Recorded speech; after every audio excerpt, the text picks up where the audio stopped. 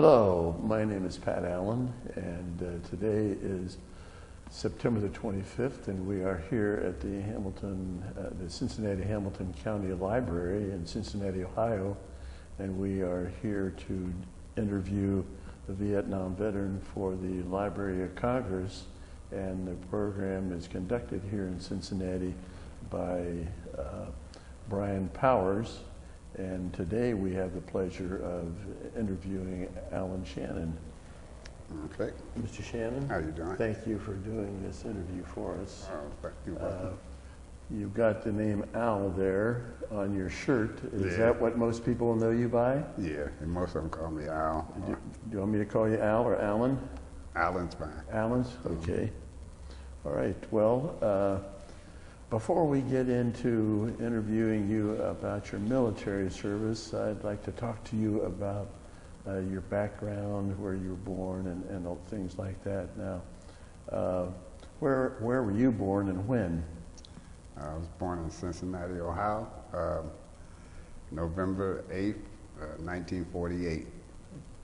And what was your father's name? Shannon. And your mother? Sarah. And what was your mother's maiden name? Sarah Horton. Horton? Mm-hmm. All right. Where were they from? They were from Mississippi. Do you have any idea when they got married? What year? No, not offhand. All right. So you were born here in Cincinnati, and did you go to school here in Cincinnati? Yes, I went to elementary school. What elementary school did you go to? Which was Garfield Elementary over in North Cumminsville, rather.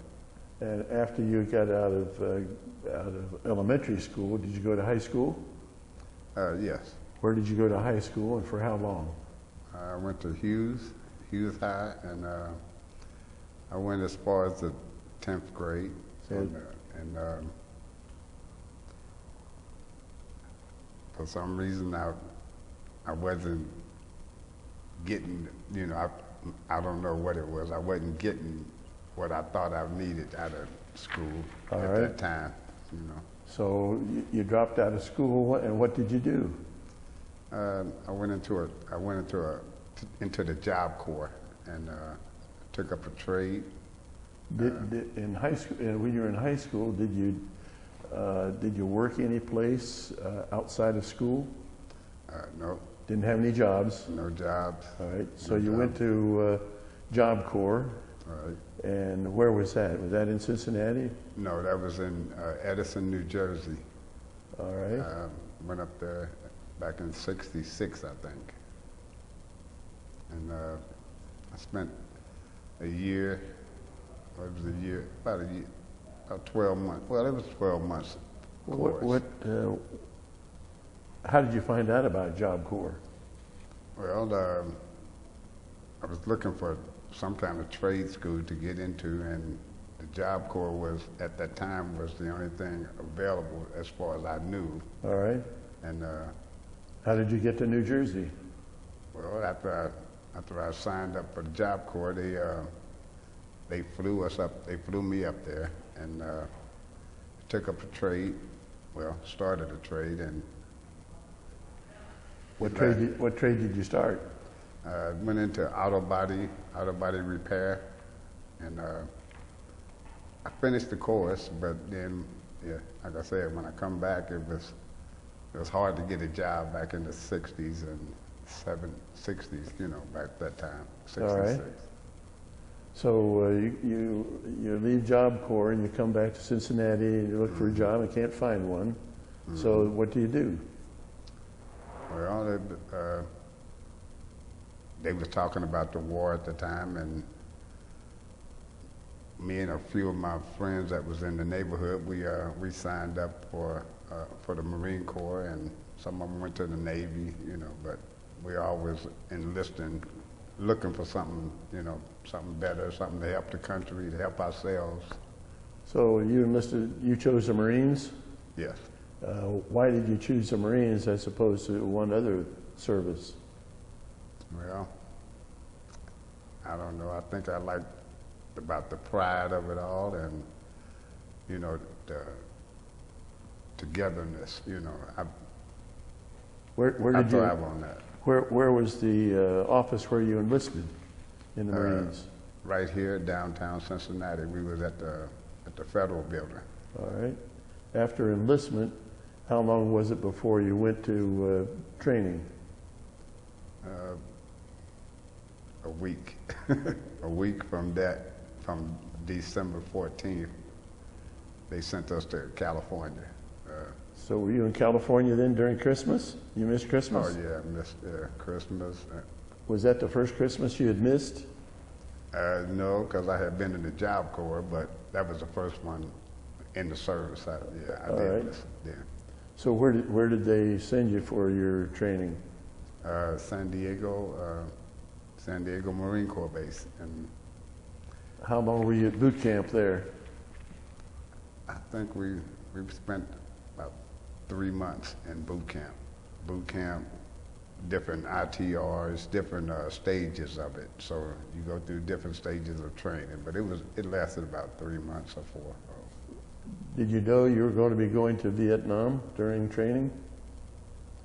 No, we didn't know. We just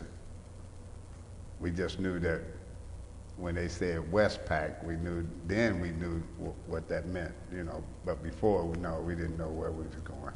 So Westpac, was that mean Western Pacific? That was, yeah, Western Pacific. That was. So did you have any jungle training there in San Diego?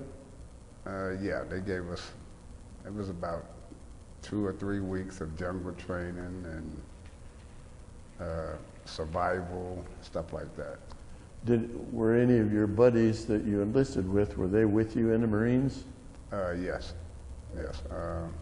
Robert Tuggle, Bruce Allen Johnson. We were all together. Okay, so you enlisted together, you're training together, you boot camp, and then do all of you get sent to Vietnam together?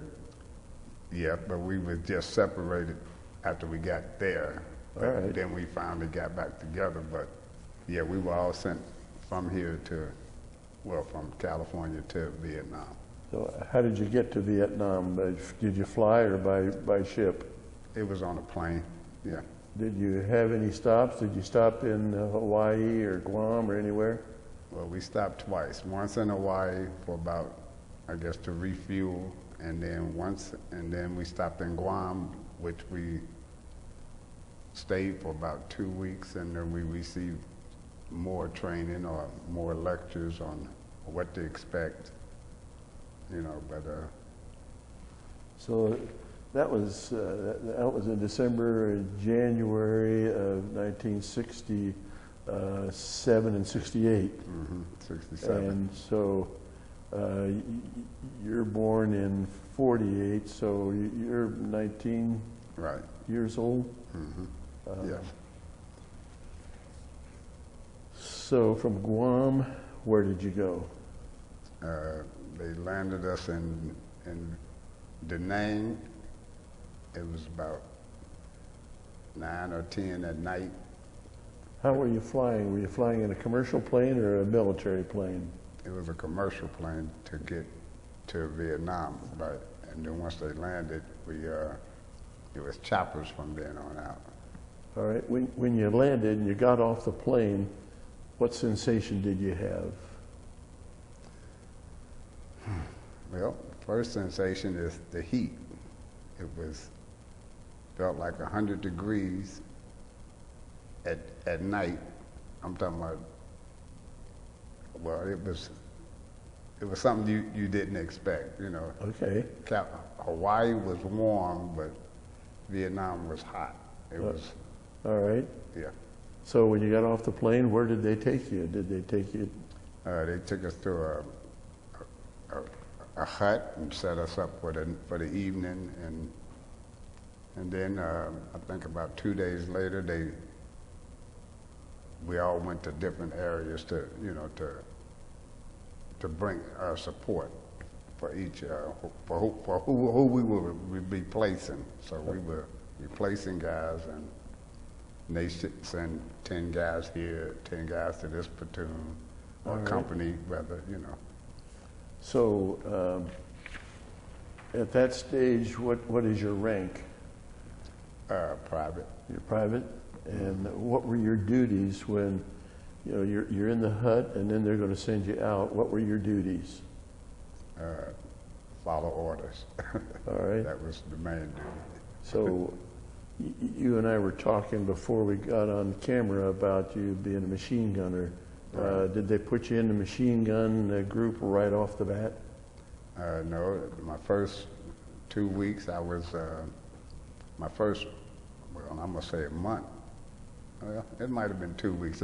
Time went so fast and things happened so fast.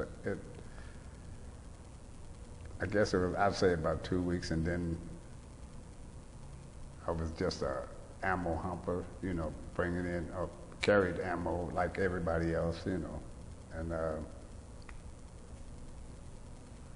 Where did they send you out first time? the first time they sent us out was Foxtrot Ridge. It was in, it was like my first week there. So Where was Foxtrot Ridge in relation to Da Nang? I had no idea. I just knew that when we got on the chopper, they told us we were going up to this hill. They had a number for the hill, but we known it as Foxtrot Ridge, and they just dropped us on the hill, and we had to run for cover because it was a battle going on at the time. So when we got there, So you were dropped into this battle zone while the fight's going on? they called it a hot LZ. So you get in, you get to cover, and then you size up what you need. Well, then the sergeants take over and tell you where to go and what to do. Well, did the helicopter actually touch the ground, or did you jump out of the helicopter? No, they landed about maybe they hovered about 5 feet off the ground. You jump out and run. So All right. it was, So did the chopper get out of there with taking any fire? well, it was incoming, but he got out without getting hit or nothing like that. So, All right. but it was harrowing going in and harrowing just thinking about it now. It's just, Well, how many fellows were on that chopper with you? it was about maybe 7. 7? Yeah. And at that time, are you carrying ammunition? Are you a humper? No, we had backpacks and just the stuff that we came from California with, which Okay. was nothing. They just give you a pack with necessities, food and ammo, but not a lot, just enough to get you there. What firearm are you carrying at that time? At the time, I was carrying a M16. How'd you like that? It was nice. I thought it was until you got into a firefight or fell in the mud or fell in the dirt. Then it was just a stick. Because, you know, even though America makes good weapons, that was one that it didn't hold up. So you said if you got in a firefight, you couldn't rely on it in a firefight? No, I wouldn't. I traded mine for a M14, which was a bigger gun, a bigger rifle, but you can drop it in the mud and pick it up and still use it. But the 16 wasn't like that, because once you pull the slide back, if anything get caught in between it, it's a stick. Uh-huh. Wouldn't fire at all. No, you just be hoping you don't have to get up and act like you're shooting. How soon were you able to trade your M16 for the 14? The first time I went back to a rear base, I think it might have been 2 or 3 weeks, but when I went to a rear base, they had, you can go to the armory and pick up different weapons, but Did other fellows in the group, in the platoon or squad, have the same problems with the M16? they probably did, but a lot of them didn't. I didn't complain either. I just knew that wasn't the gun that I needed to be trying to live with, because it wasn't going to work. Well, people that view this video may not have any military experience, and they won't know what an LZ is. What was an LZ? LZ is a landing zone. Okay. It's like today, if you go to a hospital, on the top of the hospital, they might have a cross up there, which is a landing zone for them. But so how long were you in this firefight when you landed? There's firing activity going on. How long were you there? We was there for about 3 weeks. About 3 weeks. About 3 weeks? Mm-hmm. So during that 3 weeks, how much combat activity was going on? Quite a bit. We were, like I said, we were there for about 3 weeks, so it was quite a bit. And then we had to still do patrols during the day to make sure that they wasn't moving closer up on us during the night, you know. So you go out on patrols around the mountain, stay not to the bottom, but just the middle of the mountain, just to see what was out there. All right. And did you do that some? Oh yeah, that's when I learned about the 16s and what they do in the dirt, you know. So did you have to go out scouting every day? Well, it would be a different platoon just about every day. But, yeah. but you yourself, did you go out every day? No, I didn't go out every day. I went out maybe the first time, and then the second time be another platoon go out. But it was somebody out there every day. Well, when you weren't on platoon, what did you do there at that? What do you call that, a fire base? Yeah, it was like a hill 181 or something like that. But we tried to search and destroy the area. You know, you walk around and, well, you're on patrol more or less every day. But when you weren't on patrol, what did you do there at the fire base? Oh, nothing. We just dug in and made better for cover, you know, try to make it safer for us. What kind of sleeping accommodations? Did you have a bunker, or were you sleeping in the trench, or what? We was digging foxholes. We was making them deeper so you can get down in it besides just laying up, you know, on flat ground. So, but it was mostly like making sure you got food and for your area, and you didn't have to go running around. But it was a learning experience.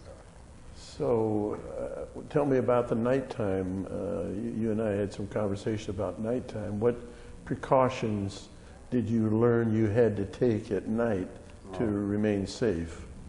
You had to learn to not walk across during the sunlight or during the moonlight. The moon, some nights were full moons. You can see everything, you know, you can see yourself. Or if you walk across the top of a hill, people could see you. So we had to learn how to smoke. You couldn't smoke in the open. You couldn't just go walking about like you was just nilly-willy. You couldn't do that. You had to stay close. What would be the danger if you smoked out in the open? Well, that cigarette could get you killed, not only, you know, by cancer, but somebody could see that light and shoot that light. And normally the light is up here when you draw on a cigarette. Right. That light draws fire. So we learned that. We learned how to conserve food, conserve water. So were you a smoker? Did you start smoking? Yes, I smoked quite a bit. Could you smoke down in your bunker and cover the cigarette up? Oh yeah, you could smoke with your hand cupped over the cigarette like it's, you know, just, it was hot, but I mean, as far as the weather was, but you smoke covered up like that. Was there a lot of VC and North Vietnamese activity at night? Yes, that's when they moved. They moved at night. America moved during the day. So you could see them coming off a mountain over there with lanterns. You could see them Didn't nobody walk around at night with lanterns, but they knew the area anyway. So we learned a lot in, like I said, in that 2-week period. Whereas if you didn't learn it, you might be short-term. You might be a short-termer. You know, somebody who didn't make it past the first 2 weeks or the first month or the first day. You know, some guys didn't make it past that. So. Well, did you know anybody or hear of anybody that was smoking out in the open and they got shot by one of the enemy soldiers? I didn't hear about it. Well, I heard about it through the sergeants. Okay. They drilled that in your head, like that cigarette not only could get you killed or you could be smoking, but if they just went across the whole line, then they could take 2 or 3 people just like that, but just off a cigarette. You know? Oh, wow. Now, how about some of the officers? Did you have officers at your fire base? Yes, we had lieutenants and captains, but Did they wear their bars or badges signifying that they were officers? Officers, yeah, they did, but some of them had changed. Well, they changed.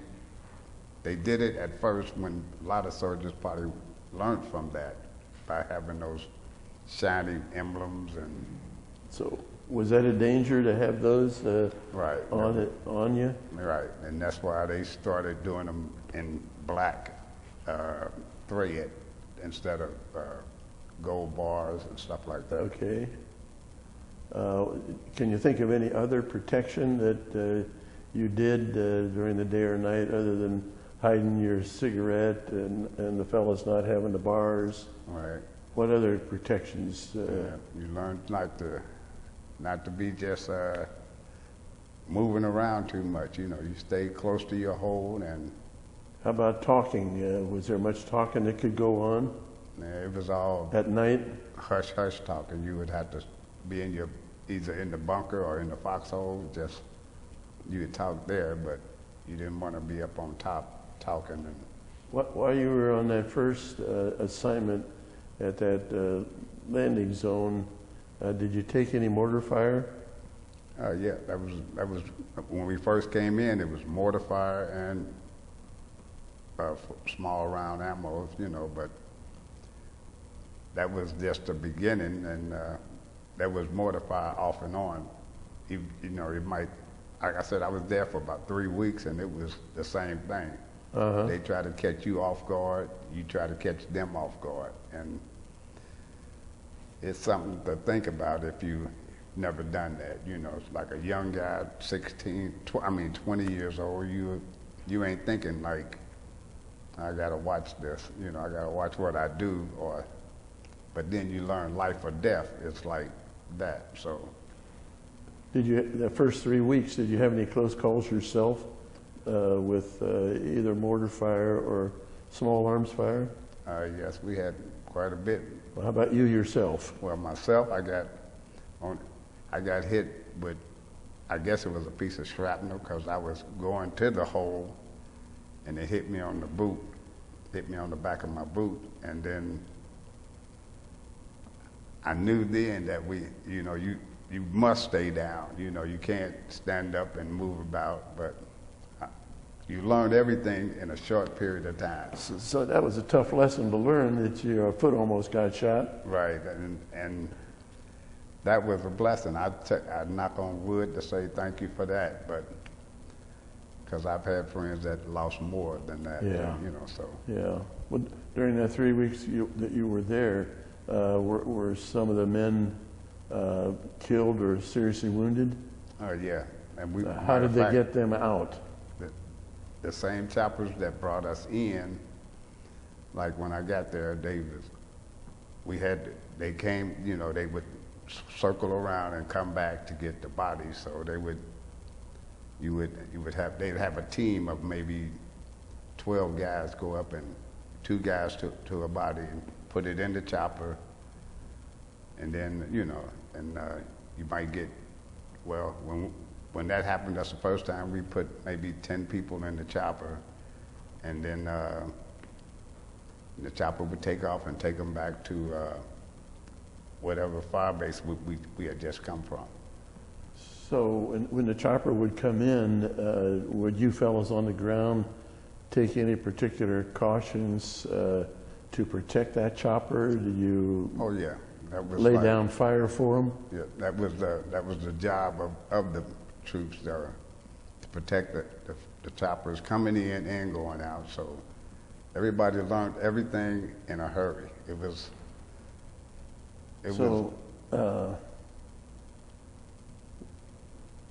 When did you get to be associated with your machine gun during that first 3 weeks, or was that later in your tour of duty? That was later, like maybe about 2 months later. All right. I was just an ammo humper when I first came in, but yeah, All you right. learned everything.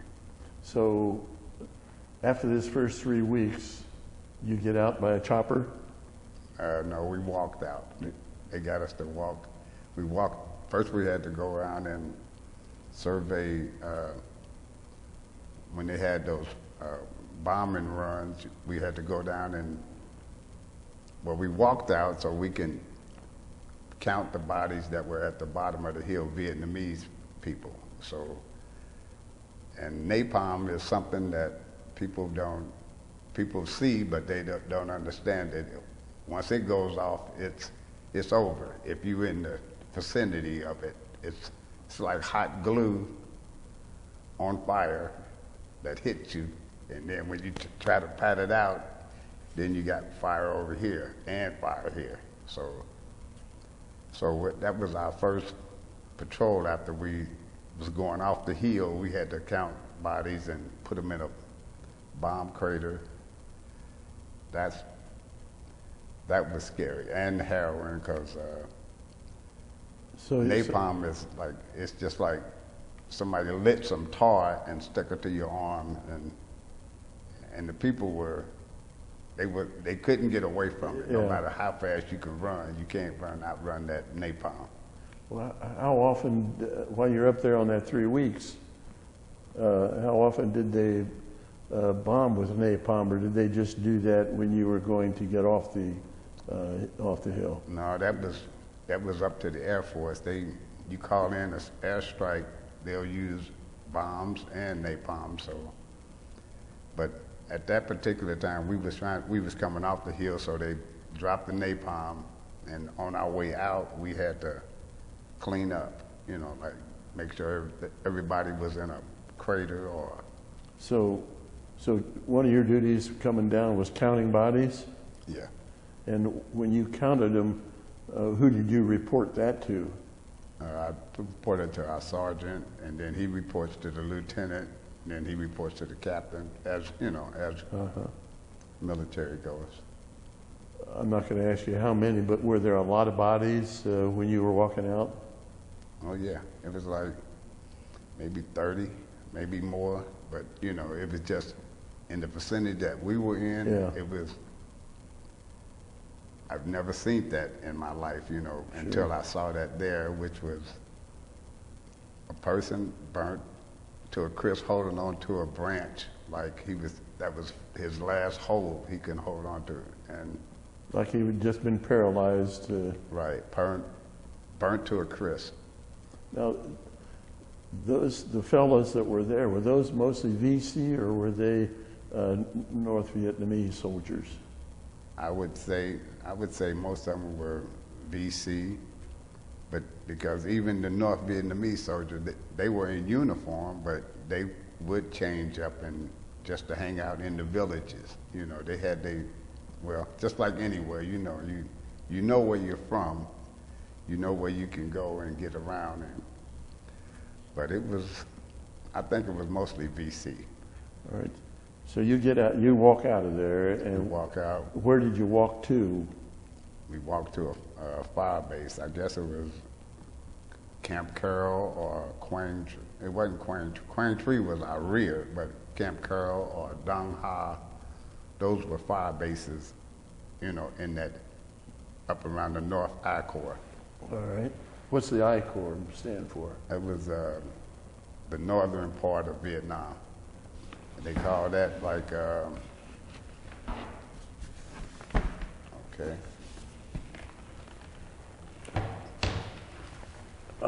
before we start Okay. talking, we'll give Okay. Brian a chance to focus in on this. Corps was, Hang on a minute. Okay.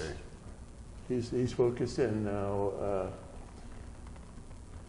You flew into Da Nang, The name, right? all right, and then where did you go? We went north. All right, So we were stationed mostly around the DMZ, and this is our corps. all right. So then you went to, you say there was a fire base named Carroll, Camp Carroll. Camp yeah. Carroll? Yeah. Do you remember where that was in the area? It was in this area. Same. All this is our corps. All right, So we may have went from this mountain to this mountain, this hill, that hill, but we always stayed here in this. all right. I ain't Now, gonna. Okay. now, Let's the- try to see now the other. here's Laos. Here's Laos. Here's South Vietnam. Here's North Vietnam. So were you in Laos? Yes, I was there one time, All right. as I remember. So this part of North South Vietnam This is, was this I is North. Yeah, all this is our corps. Okay, and did I Corps extend up into North Vietnam? Right. Did you yourself get up into North Vietnam? We crossed the DMZ. Yeah, we went maybe about so far into it, not like as far as going to Hanoi, but we would cross the DMZ. But and Did you ever get up to Vinh? no, we didn't ever get to Vinh, I don't think, All right, because that's that was a lot further that up. was a lot further up. All right, so you go to Camp Carroll, and what do you do from that point? Well, we went in. We get to take showers and change clothes and get hot food, and then then after you get rested up for about a week, they put you on a chopper, and then they take you back out, and you land somewhere in this area again, and then you just patrol. You patrol the areas, and then you walk back to the next base camp. So you said you were in Laos one time. Right.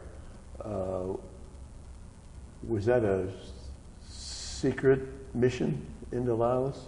I'm assuming because we were only told to go. We're going to Vietnam, but I'm assuming that's what it was. So what were your orders when you went to Laos?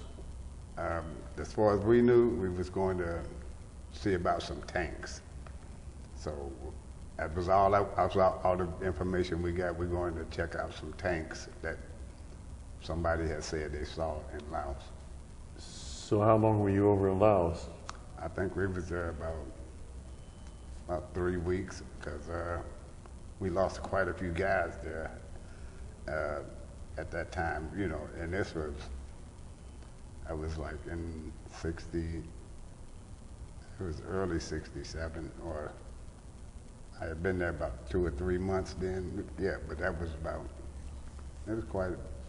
So you say you lost some guys. Did you usually lose those guys on patrol ambushes?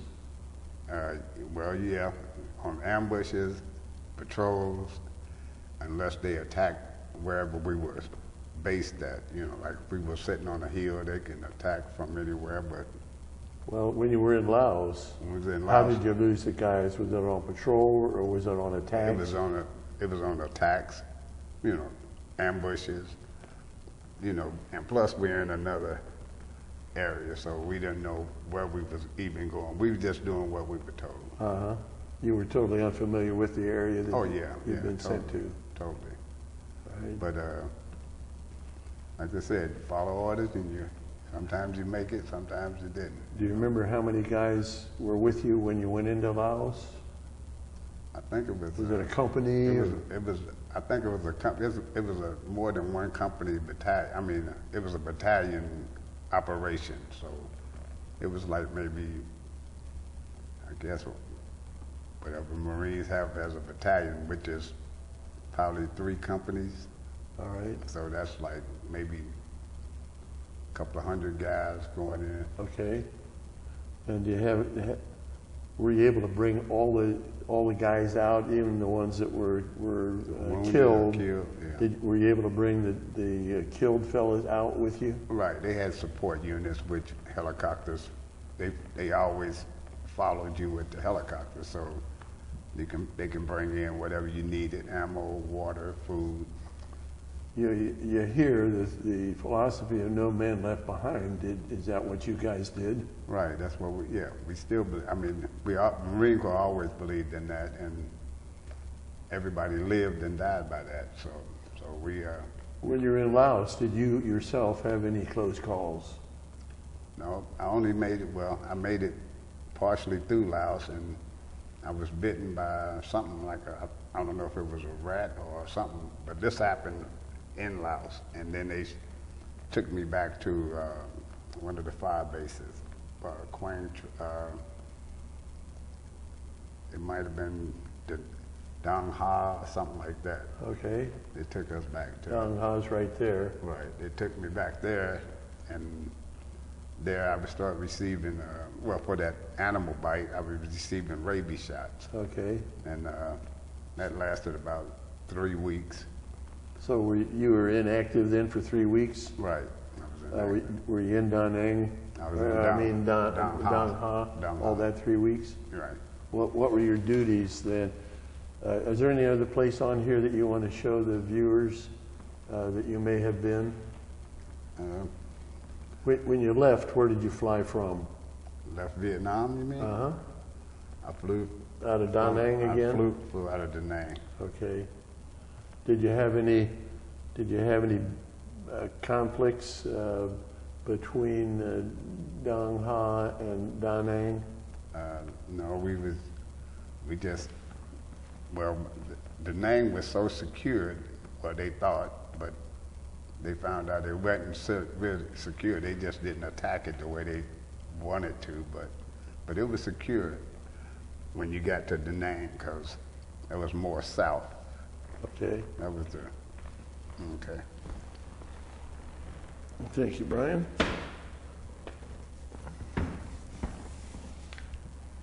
All right.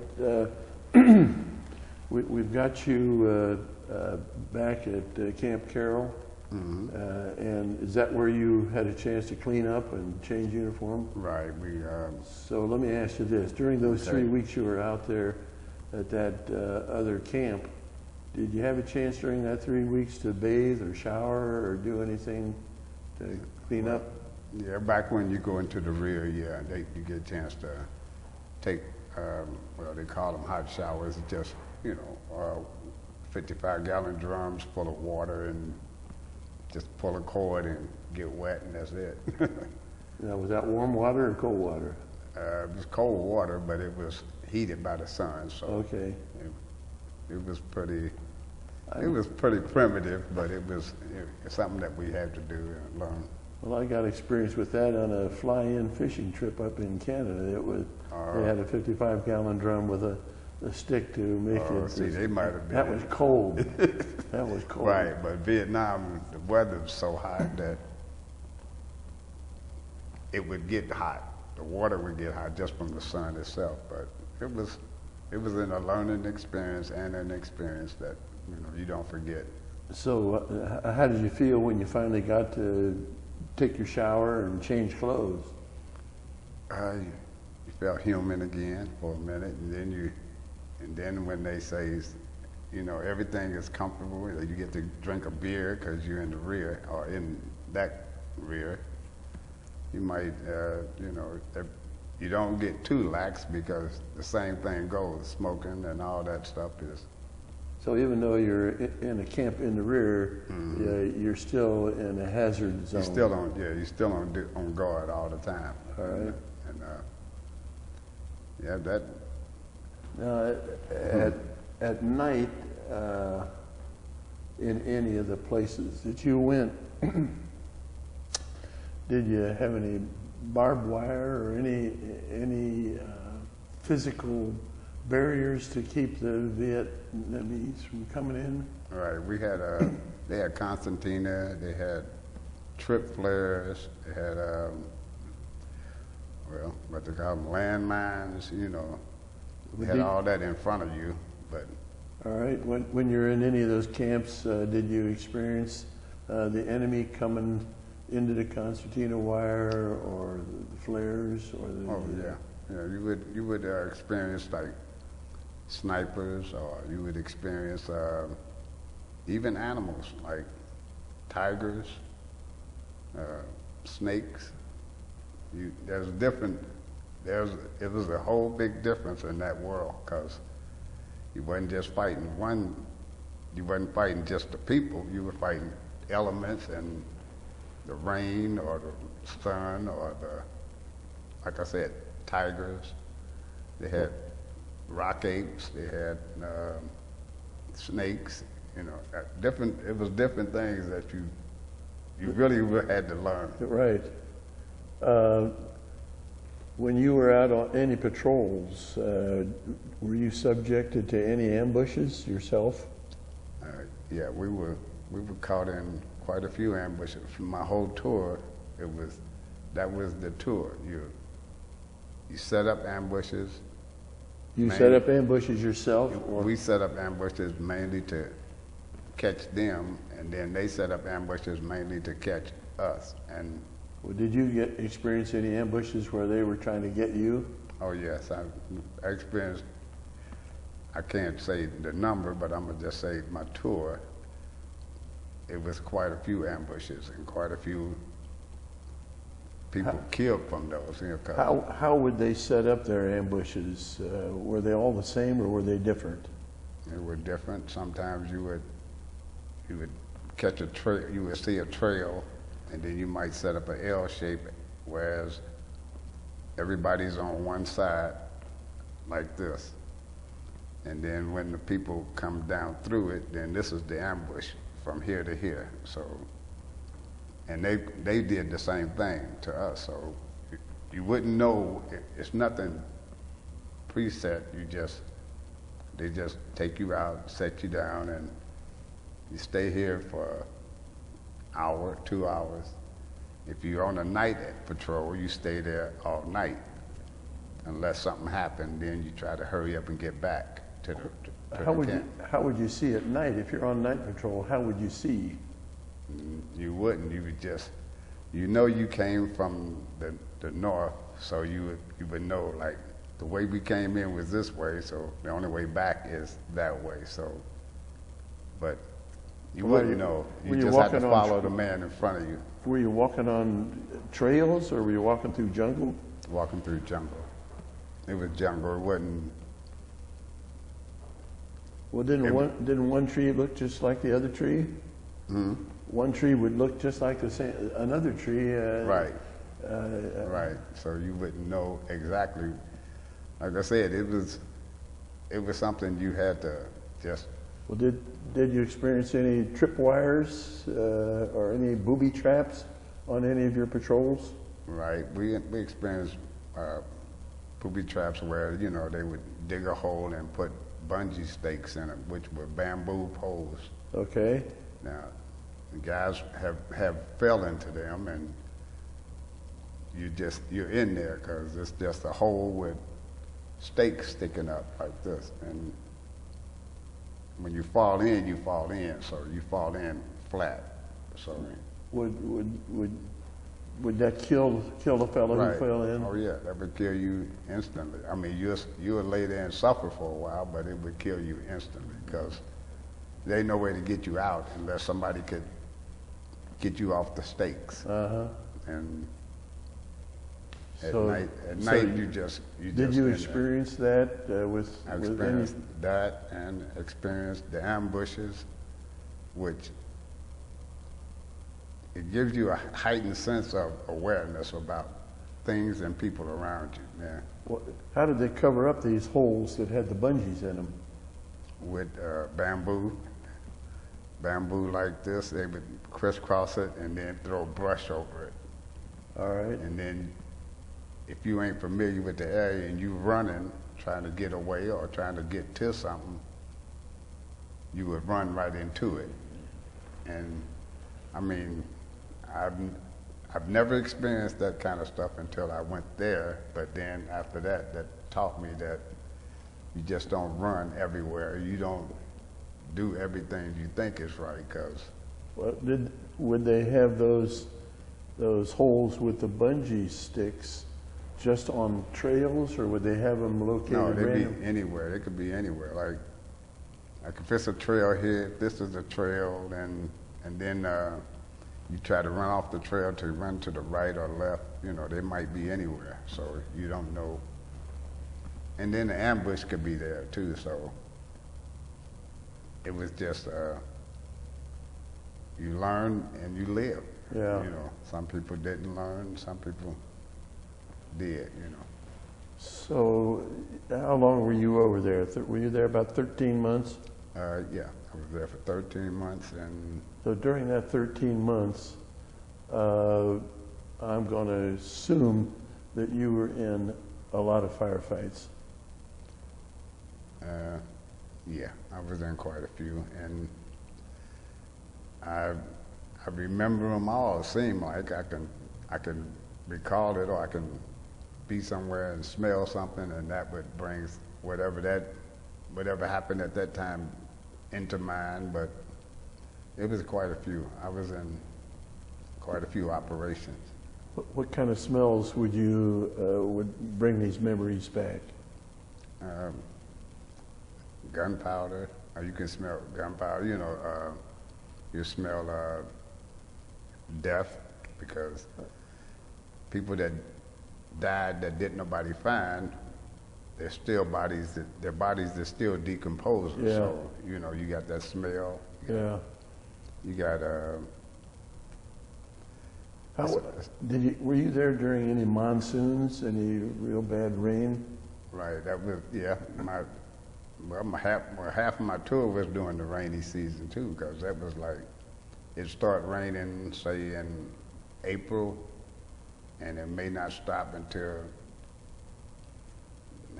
September? September, something like that. It might rain for 3 or 4 months. I mean, it rained constantly. It seemed like, and then the sun would come out, dry it up in about a day or two, and then it might start raining again for another week or two, you know, but it was constant. So once the season started, it was like winter, you know. So if you're in a rainy season, you can't live in a foxhole, can you? Did you have a bunker above ground? No, only if we went to a base camp, it was a bunker. But up in the mountains, you just sleep in the mud. You slept in the mud, you eat in the mud, you use the bathroom in the mud, you do everything in the mud. And Jeez. and you like it, or you may not be there, so. You like it because you made it through the next day. Right, that was the whole thing. And that is our saying, you know, hey, I was blessed with the day, so I hope to see you tomorrow, you know. And yeah.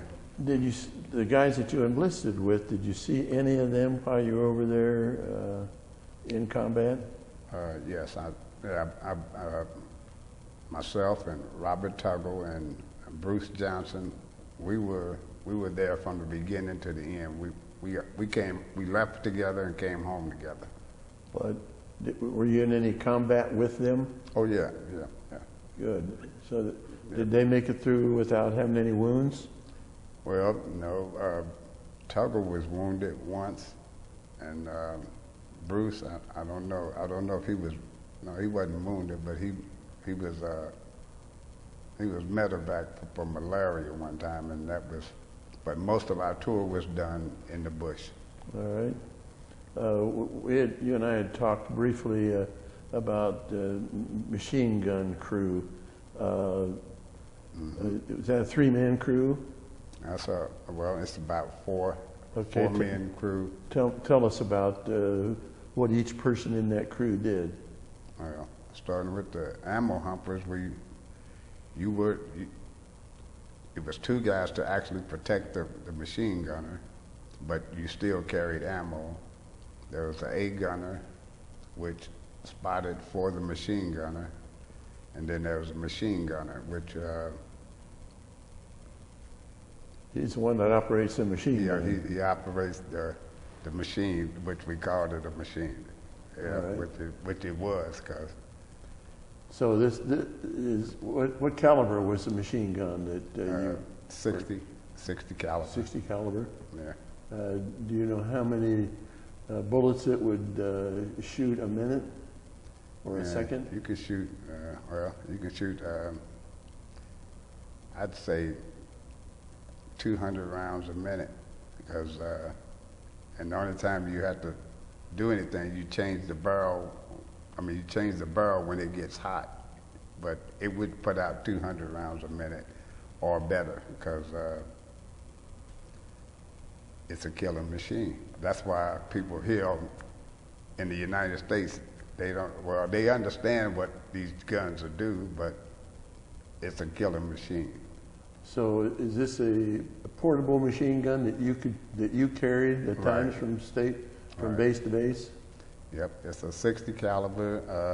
How much did it weigh? It weighed about 46 pounds or something like that, but And was it on a tripod? yes. Did you have to carry the tripod too? Well, the tripod is on the barrel, All and, right. and you kick out the tripod like that camera stand, and you just stand behind it and hold on, because it was harrowing. So you were a humper. Then did you get to be Right. a gunner on a machine gun? Yes. And then how did you become a gunner on a machine gun? Well, because the gunner was killed, and then the next person moves up to the machine gun, and that's how I don't say get upgraded, Yeah. but you get upgraded like that. And you didn't ever want to get upgraded, because it was always death involved. Right. So. You didn't want to see somebody else get killed. Oh, no, never. So the fellow that you replaced as the gunner, had he been a friend of yours, or did you know him very well? Well, yeah, and that was one thing, we tried to friend everybody, but you didn't want to get too friendly, because You didn't know when they were. right, you'll be talking to them today, and then you'll be putting them on the chopper tomorrow, but you still stayed social and you help one another, more or less. You know? All right. You being African American, how the white soldiers treat you? Well, in the bush, it was Everybody's the same color? everybody's the same.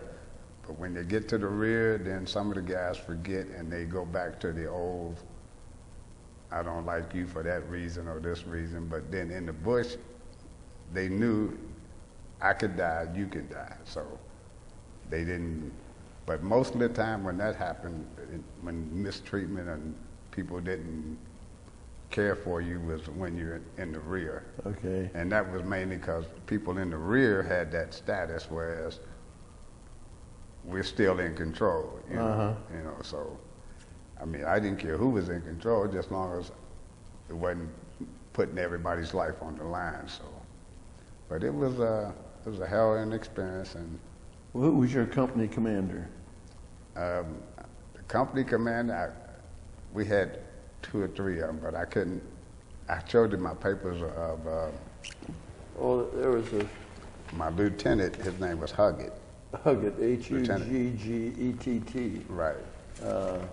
And see, So we reported to him, and he reports to anybody else. So was he with you all the time you were over there?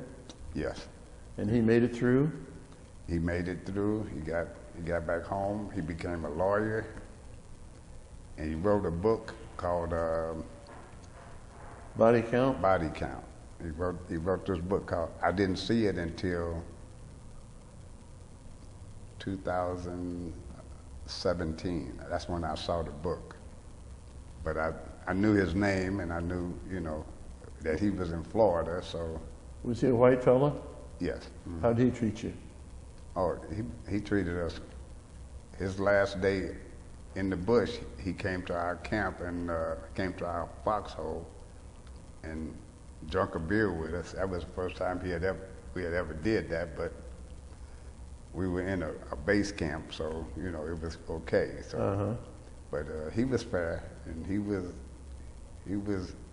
a little gung ho-ish, but he was there, you know. Well, give me an example of a gung ho situation.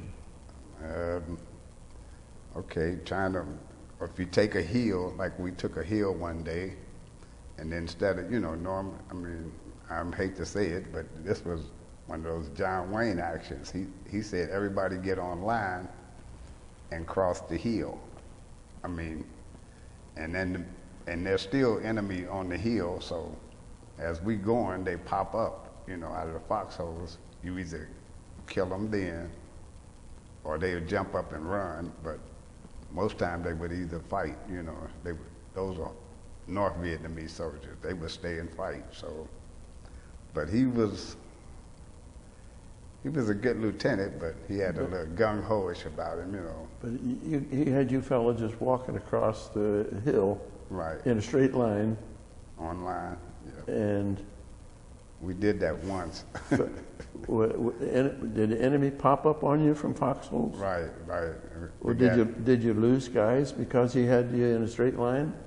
No, we didn't. Matter of fact, on top of that hill that day, I guess we were lucky because it was so much smoke and other stuff going on, bombs going off, and we were moving fast because it was daylight, so we didn't want to get caught up there just walking across the top of that hill. So we walked across it, we got to the other side, and you could see them running down the hill, some of the North Vietnamese soldiers running, and you either shoot them then or you catch them, or they'll catch you later. So did you pursue them when you saw them running down the hill, or did they get into the jungle and? Well, we didn't pursue them. Our platoon didn't pursue them. We just stopped at the top of the hill on the other side, and we shot at them, but not to chase them down to catch them or nothing. But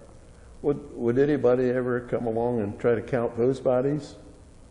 Oh yeah, they do that all the time. Not just for Americans, but for, you know, even American soldiers have to count Vietnamese people that they caught or captured or killed, or just to have a going count.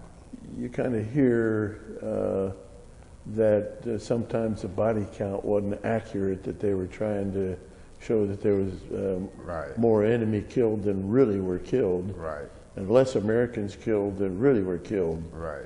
Did you experience any of that? Yes, we experienced it, but with nothing we could say or do. Cause like I said, you follow orders. And did you ever have any orders about not counting in certain areas? No, I didn't myself personally, no. Okay.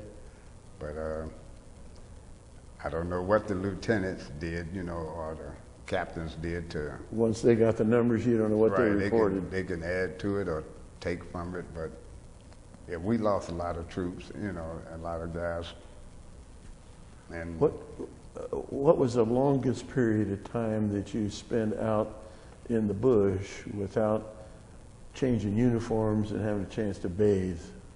Well, I think it was, I must say, about a month, maybe 3 weeks. We might be out for 3 weeks or a month, and then unless you crossed a river or something, then you would get a chance to bathe then. But other than that, you just have to wait until you get to a real area where you can be comfortable or get relaxed to do it. Well, if you're out on a station for 3 or 4 weeks, how did you get resupplied with food and ammunition and water? Well, they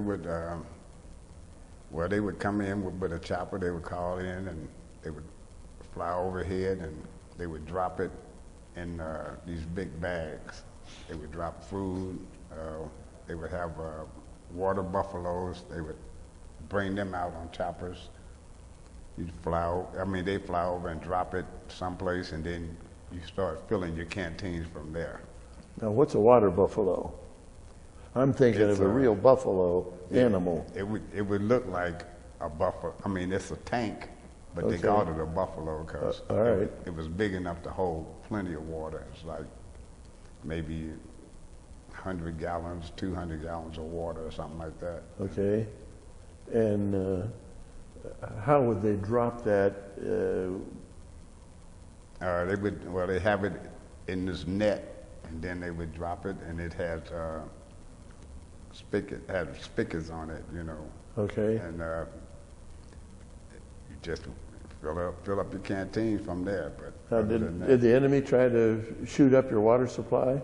Well, yeah, they shoot anything that's flying, moving, that they can get a bead on. And once it got on the ground, did they try to shoot your water supply? Oh yeah, they tried to get it in the air, but if they couldn't, then they would know that everybody's going to crowd around that, so they would target that, you know, target that buffalo. They say, well, we know they're going to be sitting around it or going to get their water, so food, mail, all that stuff. Would they ever target, when the helicopter came in to drop the water buffalo and food or ammunition, did the enemy ever start rocket fire on you? Yeah, that's when it happened. When, like I said, when choppers come in, then they know you're in a certain area. You can't move, so they can target that hill, target certain sections of it. And so it just wasn't small arms fire. They had mortars and rockets. Rockets and whatever they can use.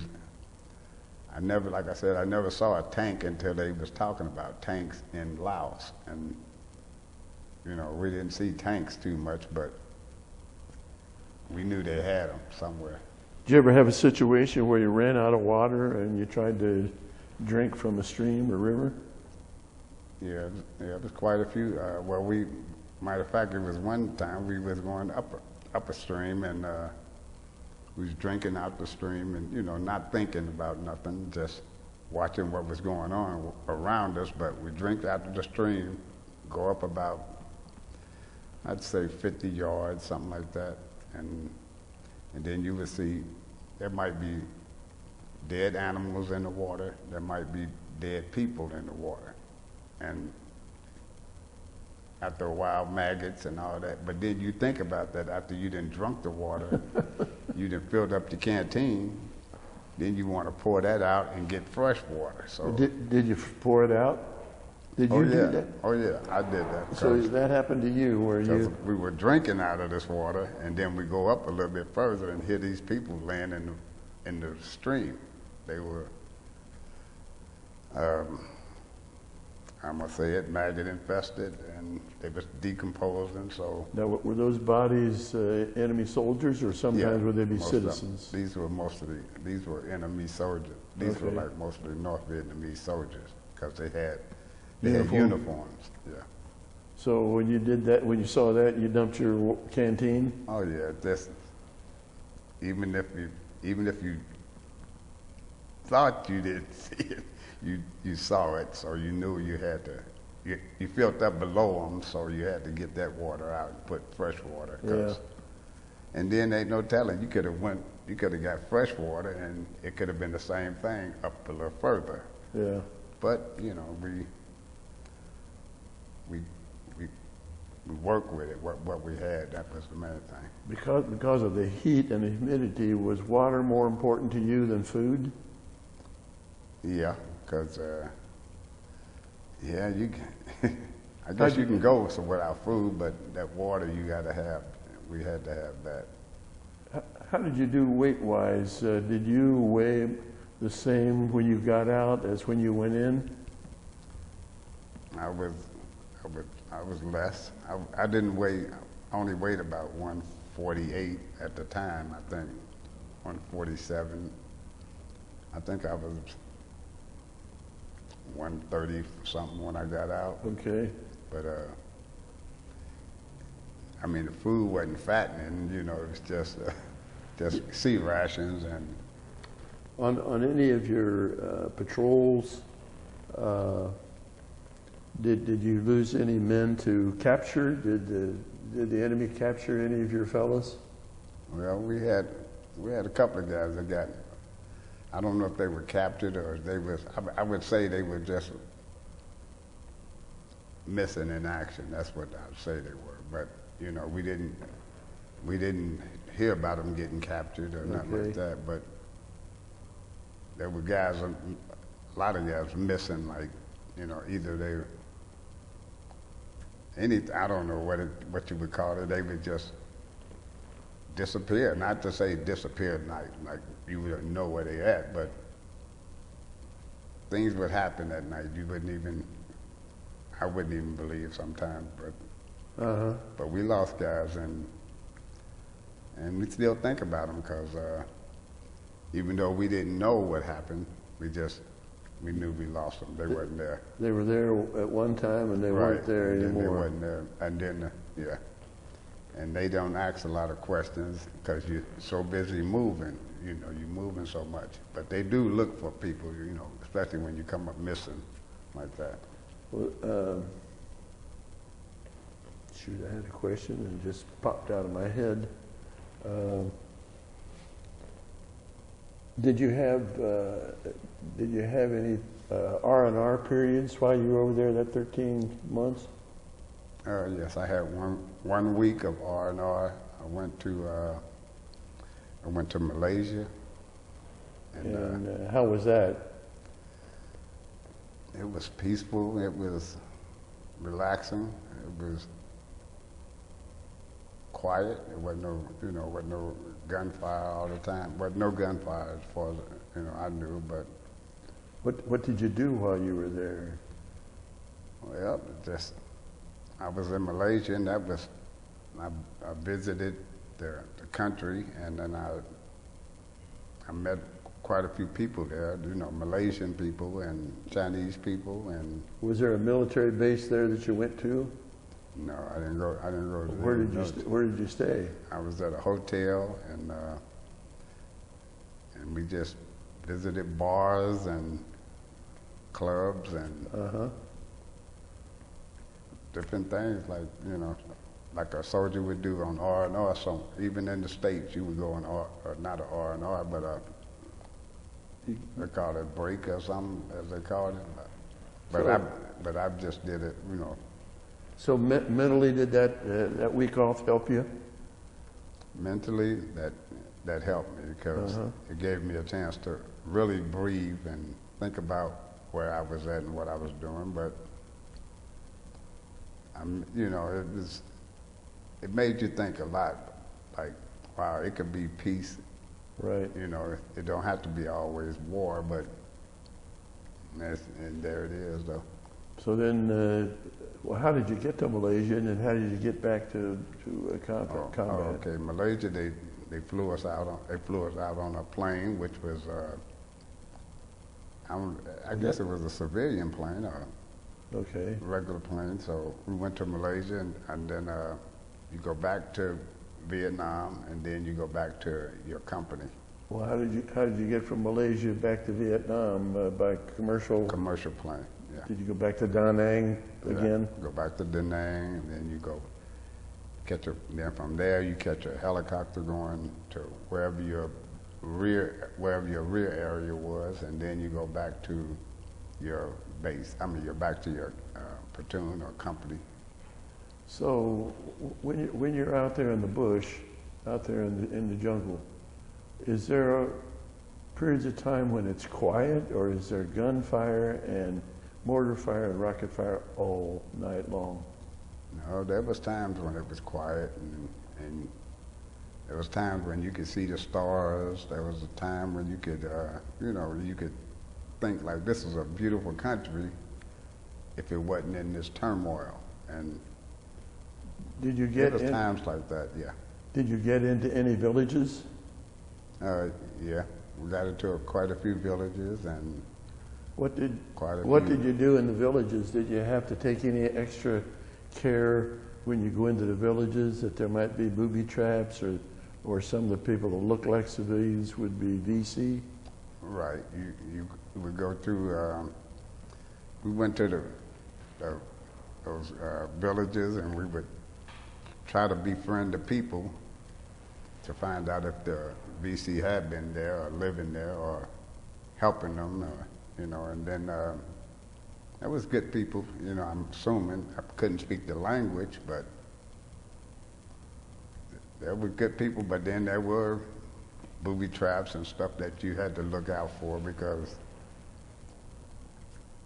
it wasn't like being in the rear somewhere, you know. Well, did you personally experience anybody in your platoon setting off a booby trap? No, we used to, when something like that happened, if a booby trap was found in a village, normally we would just like gather everybody up and either burn the village or either they would like take the people back to one of those, like when the Arvin soldiers were there, they would question the people first. And if they thought that it was a VC stronghold, they would burn the village and take the people back to some camp where they could put them in concentration or something like that. Uh-huh. And question them or whatever they're going to do. But it was an experience that a lot of people. Did you serve with any South Vietnamese soldiers in your platoon or company? Right, those were the Arvins, which were called, you know, they were South Vietnamese soldiers, but they were in your group? But they was in our group as interpreters or as guides, you know, and then you had to learn to trust them or you had to learn to be ready to kill them because you know they did turn on a lot of people, which did they?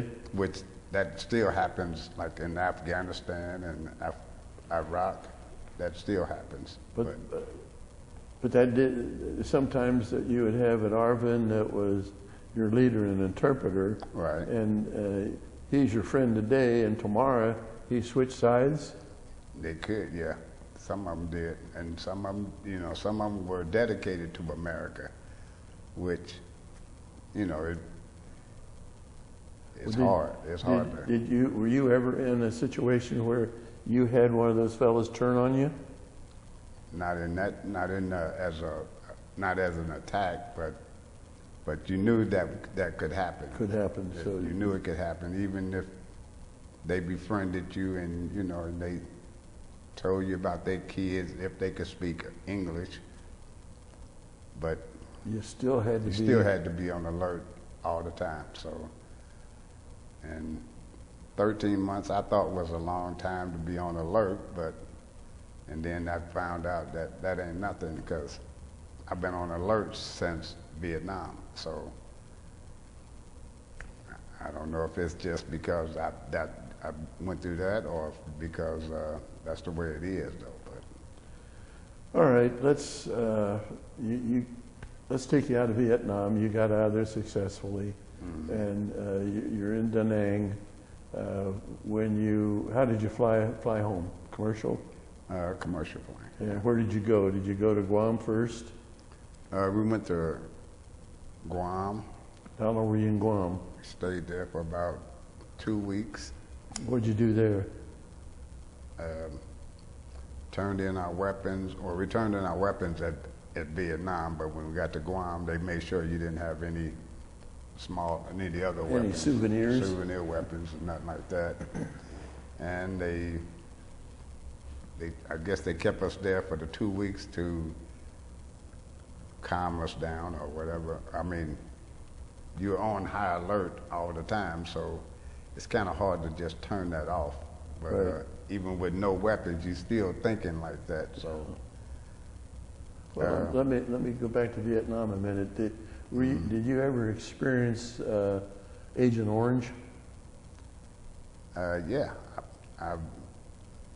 people where I have a map where that shows where they sprayed Agent Orange at, and. Were you ever in the area when the spraying happened? It was everywhere. They sprayed from south to north. And I don't know, but oh no, it's in that book. Did that book of mine. Did And did you have any of it sprayed on you? I slept in it. I drank it. I used the bathroom in it. Everything was everywhere. And see, thank you. Okay, let him get back to Okay, I'll let him get back to that. Now, if you read, I got this. Now wait. Okay. All right, he's ready. Okay. Now we got this upside down. Oh, it's upside down? Okay. Now, if you look at the black specks that's there, Yeah. that there, and it's all through here. They don't specify, but all those little digits is where they sprayed Agent Orange from one end to the other. It's supposed to kill the foliage and, you know, the jungle stuff. I had this because of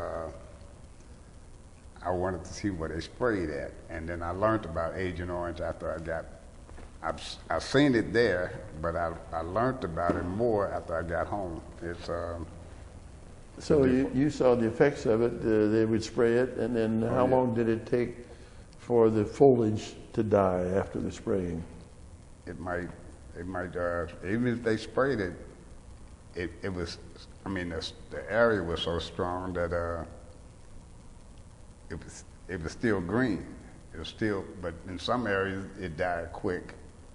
But they sprayed it everywhere, and I just found out that those showers that we might have been taking in Vietnam, they might have been some of those 55-gallon drums that they had the Agent Orange in. So when they took it out, they washed them out, and then they used them in the rear for showers, or for you know, cans where you use the restroom. They would have them right under the. But I never knew it was that kind of defoliant. But I'm finding out now that, you know, I've had breakouts and itches that I don't even understand why, but.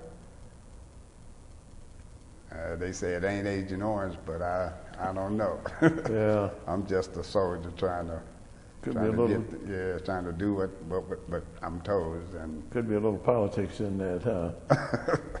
Okay, I ain't gonna go into politics. That might get crazy. Okay, so you're in Guam for a couple of weeks, and then where do you go? Then we get to California. We stay there for about, that's my daughter. I have to call her later. Turn that off, Yeah.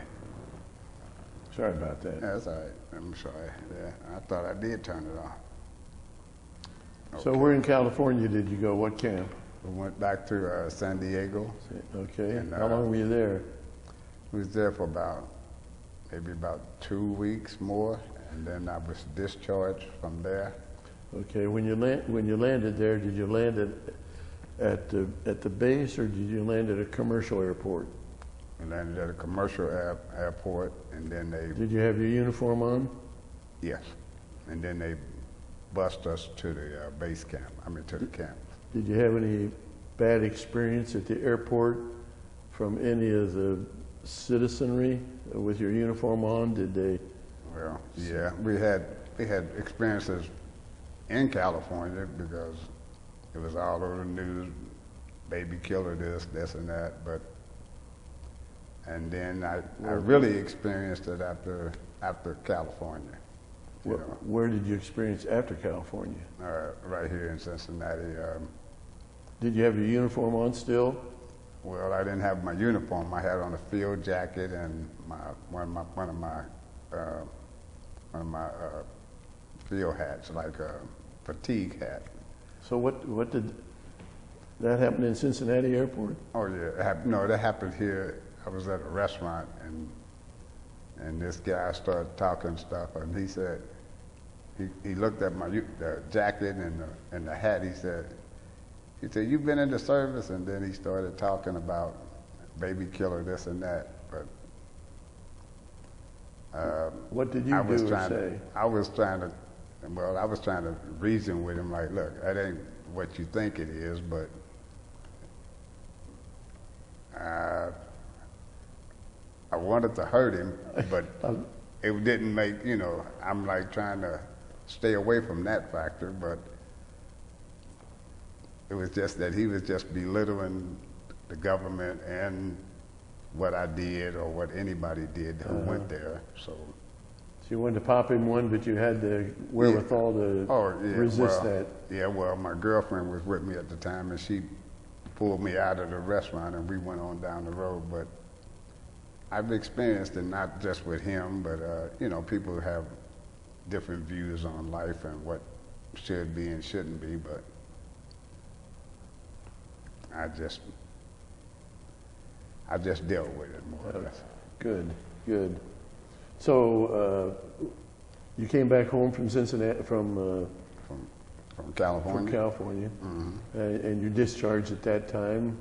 What did you do? Did you get a job? No, it took us a while to get it. It took me a while to get a job, but plus I wasn't in the frame of mind of just going to work. I was trying to think about my life now. I said, well, maybe I should go to school for something. So I tried that with the Upward Bound program. Okay. And that lasted about 3 weeks, 6 weeks. And I couldn't concentrate because I wasn't thinking about books. I was thinking about what I had done or where I had been. Yeah. Now I'm still shocked because of that, but I couldn't concentrate, so the school didn't work out. Did you have trouble sleeping? And I still have problems sleeping, but I still have problems of being in crowded places. I still have problems with, being someplace and don't know who's behind me or who's on the side of me. These are parts of that Vietnam that I just haven't shook. I can't shake it, so I live with it and try to go on. So you tried this Upward Bound for about 3 weeks, and then where are we going? Then I start taking little jobs, like I took a job I took a job at this auto body shop because I knew I had that training, so they told me I could do cleanup, and I said, no, that ain't what I want to do. I want to do cleanup. I want to do auto body work. I got some skills at it, but I never did get a chance to use it. So, but after that, I just went from this job to that job, and then when I get a job, I didn't care like that. Not like I need this. I just took a job just to have something to do, and then I couldn't do it the way I probably wanted to because I was only 9 times out of 10. I was easy to leave because I wasn't set in my mind about being dedicated to nothing no more. So did you ever come down with a steady job? No, not really. I just kept jumping from one job to the next. I get fired, I quit. I wouldn't, I didn't care about, how long I was there. I just worked. And then the only job I worked with was driving trucks, and that ended up being my livelihood. And what kind of trucks did you drive? Tractor trailers. Semi-tractor trailer? Mm-hmm. Who for? This company, Vessel. BESL? Mm-hmm. And what kind of product did you haul? We haul steel, machine parts, lumber. Did you drive a flatbed then? I mean, Yeah. you were hauling a flatbed trailer? Right. And now, when did you start that job? Wow, that was probably back in 2000. Is that in the 70s or 80s? No, I started that job back in, I was on that job for about maybe 14 years, and I drove for this company. I drove for other companies, but it was just, I would quit. I wasn't there dedicated. But when I drove for this company, I stayed because they treated you like family or like, you know, part of the company. You know, they didn't just treat you like you just, here, well, you know, they didn't just use you up and throw you away. They helped you to get started. They helped you to stay in business, you know. So was that interstate or just intrastate? Interstate. I went all over for a while, and then I just got to stay in state, Ohio and Kentucky, Indiana, so I took that. When you did long hauls, would you get as far as California or Washington or up in New England? I went to Florida. I was on the southern part, Florida, Atlanta, or something like that. You know, I didn't go from here to California. That was. Did you drive single, or did you have a partner driving double? Single. Yeah. Did you have a sleeper? Yeah, most trucks. And when you did long hauls, did you sleep in the truck? You slept in the truck, and then if you needed a hotel, you can get a hotel for, you know, for showers and whatever else you needed to do. Okay. But other than that, it was lonely out there because you're out there by yourself, but you don't have that constant thought of somebody barking at you all the time and telling you this and that. And well, when you're driving for Bessel, did you drive anything other than a flatbed? No, that was it.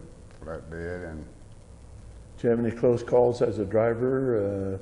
Any near misses? Any jackknifes or anything? Oh yeah, well, I had one jackknife where, well, a truck jackknife, and it was a tanker truck. I was down in Kentucky, and this tanker was coming up behind me, and I guess I was going too slow for him going up the hill. So when he spent out to go past me, the back of his trailer caught the back of my trailer, and then he flipped over, and he was sliding down the highway. As I'm looking at him like this, he's sliding in front of me. And then when I stopped, I was like maybe, I'm gonna say it, 2 feet. I was about that close to him when I stopped. And then I had to sit there for a minute, for a second, I guess. Caught my breath, and I looked out, and the tractor was upside down, well, sitting on its side. Sitting on its side. And the tanker was slid all the way across the highway, so the whole highway was shut down. And so I'd get out, and I'd climb up in there and open the door, and these two guys was in there. They was all over a bunch of stuff that was laying in the floor and on the windows and stuff, but I helped pull them up out of there, and then we went and sat on the side of the road and waited for the police to come. Were they okay? Yeah, they were okay. They was going back in to, I don't know what happened to them, what made them come around me, but they just did. And do you know if their tanker was full or empty? I think it was empty because it was, you know, wasn't no fire or nothing like that. What kind of, was it a fuel tanker? It was, I don't know if it was fuel. I think it might have been some kind of chemicals or something, or some kind of, but it was a tanker. And, but it didn't burst into flames, so that's that's the reason I crawled in there to open the door for the guys. But just in case it did catch fire. Yeah, because well, you don't have too much room. Of course, the engine could have caught fire too, couldn't it? Right. Yeah. Compartment, yeah, anything could have. But I was glad that it didn't. If it was empty, I was glad of that. But it was scary. Right. Yeah. Did anybody recognize your efforts at saving them? No, I didn't think it was saving. I just helped them out, and we just sat on the side, and they was like, I was just trying to find out from them what happened. Why did they come? I knew they came around me, but I don't see how the tanker got caught on the skids. I had some skids on the trailer, and it caught it, and I don't know why. Maybe he corrected it too hard but he went over, And once the tanker goes, the tractor's got to follow it. Oh yeah. The tanker went over, and then the tractor was still sitting up, but then it laid down. Okay. Because of the hoses that be holding it. So yeah, the fifth wheel was still connected. Fifth wheel was still connected, so they were okay, but it was a mess for about 8 hours. So did you retire from Bessel? Yes. And when was that? What year did you retire? 2016, I think. And you've driven for them for what, 14 years? I think it was 14, 15 years. I knew I had some time in there, but that was the only job I had ever stayed on in that length of time, because I wasn't based with, a lot of other people. And you're what, 71 now? I'm 70. I'll be 71. I'll be 71 November. next November the 8th. Yeah. So you started with them when you were about 55 or 56 years old? Yeah. See, that's one of the problems of life there. So you were happy to get a permanent job and stay right. one I place. found something that I could do and not have to, and not think about it like, wow, because I've been on a lot of jobs and I've been fired for a lot of different reasons, but hey. But they liked you and you liked them and you stayed. Yeah, that's where it was. Well, let me get back. Let me get back to your family situation. Ever been married? Yes, I was married once. And what was your wife's name? Yvonne. And what was her last name? Her maiden name was Barbara, but her married name was Shannon. All right. And you have brothers and sisters? Yes. And you have two brothers. I have. The family consisted of 3 9. boys and 6 girls. Right. And of the 3 boys, how many are still living? 2. All right. What are their names?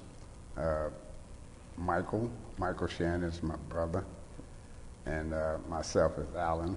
Okay. My older brother Sherman, he passed away about maybe 6, 7 years ago. Was he in the military? Yes, he was in the Navy. All right. Was he in the Navy during the Vietnam War? Yes. All right.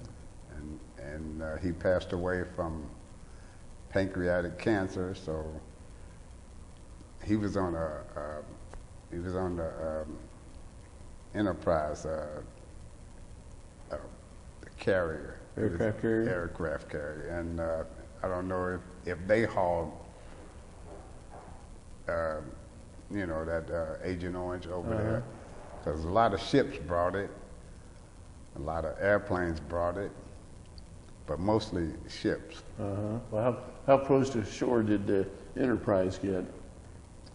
I don't know. I don't know where they were stationed at, but I know they were in Southeast Asia. So. Well, there's an area they call the Blue Water Zone that if sailors been in this certain blue water zone of so many miles from the base, I've heard of that. They may be eligible. I've heard of that, but he's been gone for a while, so. That's fairly recent. And yeah. Okay, how about your sisters? I have 6 sisters. I have 2 that's Betty and Juanita and Jean. Juanita is one of my sisters, and Jean is another one. They passed away since then, but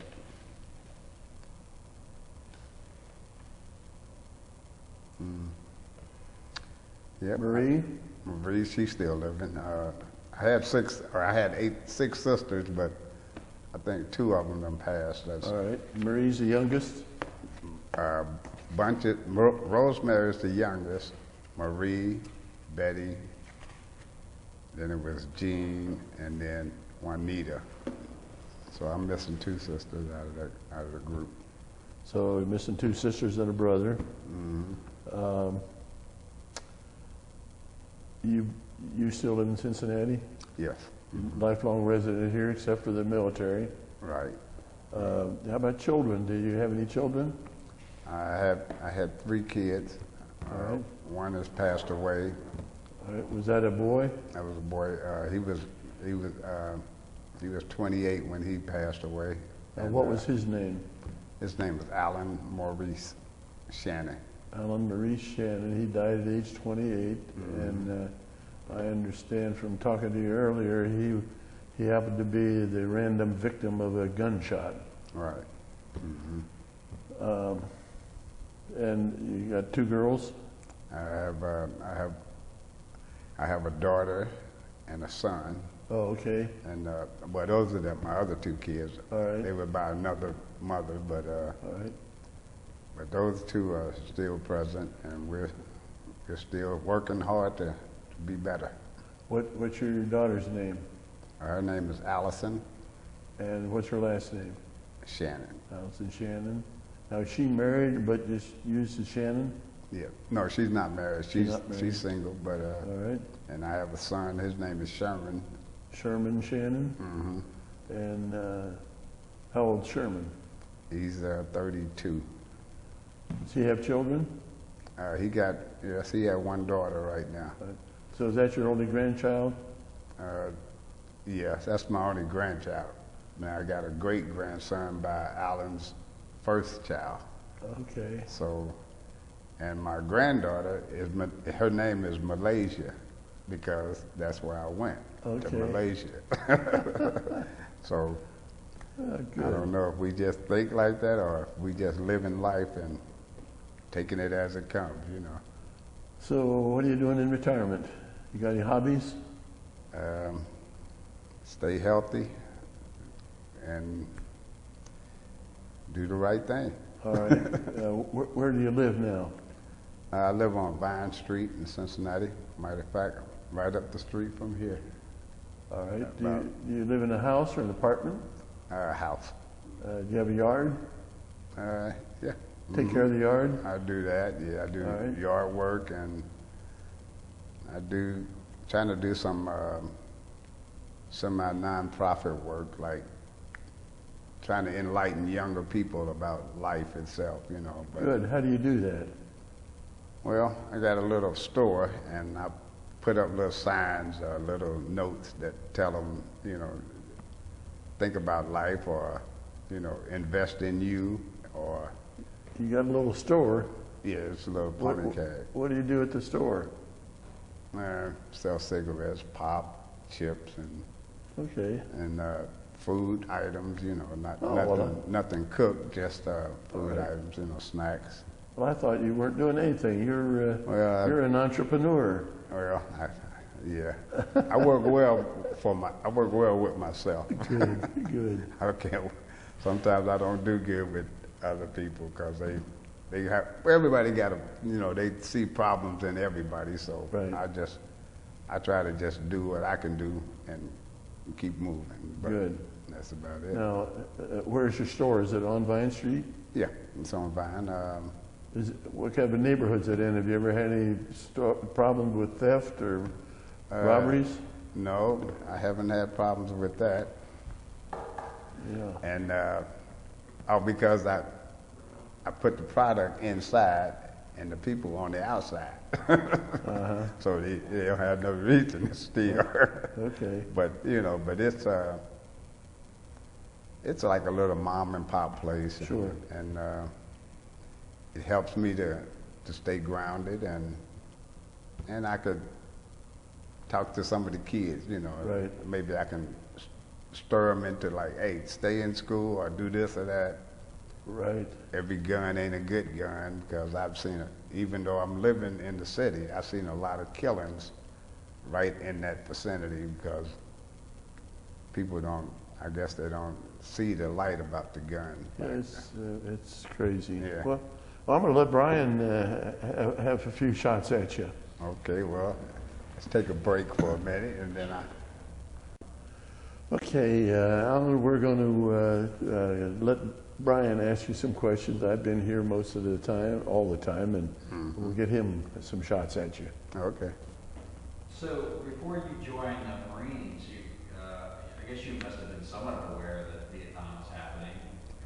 Oh, while you yes. were in school? Yes, I mean, looking up, when I was at school, yeah, we was hearing about the war itself. Well, we was seeing the war on TV more or less, but yeah, we knew things were going on, and I knew that I was at that age, 18, so, and they was talking drafting, but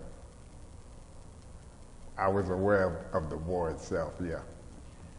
But when you went into the Marines, did you feel like you had a really good chance of going to Vietnam because you were going to be in the Marines? Yeah, because I had a chance. I mean, I knew I had a chance of going, but you know, I just didn't know how they did it, but after I seen it, I know that they needed people, so it wasn't just about. But after boot camp, we found out, like they said, Westpac, or you either go into some trade school or some school for this or that. But yeah, Being African American, were there a lot of African Americans in the Marines in Vietnam, or were they more in the Army? Or I mean, do you know? it was quite a few African Americans in the Marines. It was Mexican, Hispanic Americans, and then there were Asians, and there were white people. It was a lot of people, but it was a lot of African Americans during the 67, 68 period. A lot of, because they were cleaning out jails at that time. You know, you want to get out of here, go over there. And some of them did, and some of them made it back, and some of them didn't. But it was a choice that you got to make at least at that time. But and they was drafting at the time too. So now. And so you mentioned you were at a certain point you were being trained. You knew you were going to go to Vietnam, and they were sort of prepping you. Right. Did you feel like any of that prep work was useful when you were actually in the bush? Did you any kind of training, or was that all went out the window? Yeah, you think you say, well, you know, they take you to a place and it's woody and there's some creeks here and there's rocks. You think like, well, maybe this might not be exactly what it's like, a pretend place, but then you don't know how bad it is until you get there. And then you find out it ain't just a setup like, well, you know, there's a creek and you can just cross the creek, but then you can cross the creek and die, but then you find out that everywhere it's dangerous, you know, so then you learn a lot more than, like I was telling Pat there, you'll learn a lot quick when you find out that your life is on the line, so. With a lot of guys that you were in the bush, did you have some guys who had some experience, who'd been there already, that you could rely on? Or was it more like your commander that you were relying on? Right. Well, when you first get there, you really only talking to the guys who you're in platoon with, or your sergeant, and they give you the lowdown on everything about first day in country. That, like I said, the smoking, all that, they telling you these things so you don't get them killed. And that was a big learning experience, which, well, a lot of us learned the right way, a lot of us didn't, but yeah, you learned a lot that just off of other people telling you before you even the combat action, you know, they would tell you, like, don't try to move when you don't need to move, or move when you need to move. They give you those instructions, so you learn to listen, so you learn to work accordingly, you know. Did you ever have any like Vietnam people be like I don't know if you were in a situation. I know guys that we've talked to who've been on bases and they had help people who work on the bases. Did Right. you have anything in your situation where you had Vietnam, like But housekeepers people, or? oh no, all our housekeeping was woods. We didn't, there was nobody doing cleanup or pick up the cigarette butts, none of them, no. Well, I guess I was wondering, I guess you had some interpreters, but I was wondering, I guess it was difficult to know who to trust and not trust. Right, and it was, and like I said, befriending people, you only befriend them because you need to know, but if you get too close and something happened to them, then you might react in a different way. Like if they got shot and you was trying to get to them because you cared more, then you could end up being in the same position. So, but I learned, you learn a lot just from war. Ain't just war; it's an education too. But maybe the country needs to learn that. With all the booby traps, was that something you just sort of learned about in country, or did they teach you anything before when you were still stateside? Right, and stateside they show they tell you like, be aware of this and that. These things could happen. You pick up something just like today. You can pick up a bag and it'll blow up. But there, they said, just walking off the trail or walking away from the troops could get you hurt because you step into a hole or you fall into a bomb crater, or it's a lot of things that could hurt you that you don't realize until you face with that situation there. You mentioned a little bit about like the terrain. So what was it hilly? When you were like walking? Okay, it was hilly. It was jungle-ish. I mean, you got bamboo. The grass was 7 feet tall. So when you might be walking through this grass, elephant grass they called it, but you wouldn't know where you were going because you really following a map. So they say go south. You go south through this jungle, whether it's vines or elephant grass or bamboo. It was hard traveling. It was hard traveling. And what were you carrying when you were on patrol? You had your M14. Oh, okay. Then you would carry ammo, and you wouldn't carry your pack because you were on patrol. You don't need it. You just need some food in your pockets or something like that. But other than that, it was mostly carrying equipment that you needed for patrols, more or less. Compasses and just about that.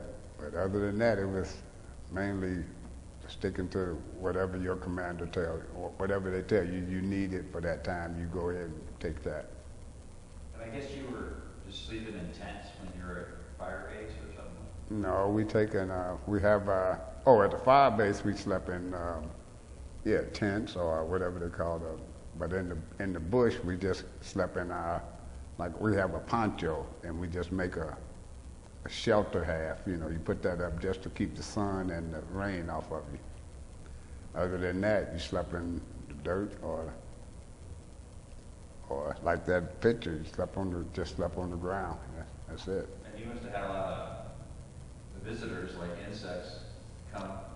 Well, yeah, that was our main problem was mosquitoes and ants and spiders that you never even seen, but they were there. And then you had snakes and, like I said, tigers and rock apes. I remember a time we was on an ambush one night and the rock apes started throwing these rocks. So we thought it was the enemy, so we not throwing the rocks, but we knew something was going on. But we shot them up, and then we headed back toward toward the camp. But it was anything out there. You never know. I mean, I never realized it was like the tigers. I never knew. I didn't know they were there, but I knew they were there, but we didn't see them. And you mentioned you got bit. You thought by a rat. What was happening when you got bit? Were you sleeping, or? Yeah, we was going, like I said, toward Laos, and we stopped at this. It used to be an old camp, I guess. They had food and what do you call them? The sea ration cans had been opened, but food was still in them. And well, then the rodents go where the food is at. So they, we were sleeping one night as we was on our way, and we stopped, slept that evening, and during the night I was bitten by. We tried to catch it, but I didn't know what it was, whether it was a rat or whether it was some other kind of animal. But I was bleeding, and they told me, said, well, you got to go back because of that. So I'm like, I mean, it didn't hurt my feelings because where we were going,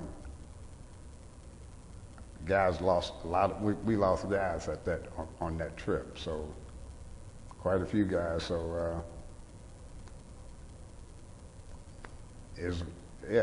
war is hell. And plus, when, like you said, you don't know what's out there besides yourself. I think, would they issue you tablets for the water, like purified or? Yeah, Holozone. I still remember the name of it. It tastes like Holozone. Like you put that in the water, it's supposed to kill the germs and bacteria, but it tastes like you're drinking medicine water, water with some kind of, it's got the chemical in it because you put it in there, but I don't know. But that was the only thing that probably kept a lot of us out of, like I said, drinking out of them filthy creeks and filthy rivers that, I ain't gonna say filthy, I'm gonna just say you didn't know what was in them. Leeches and all that, but the Halazone was supposed to kill the bacteria and the germs.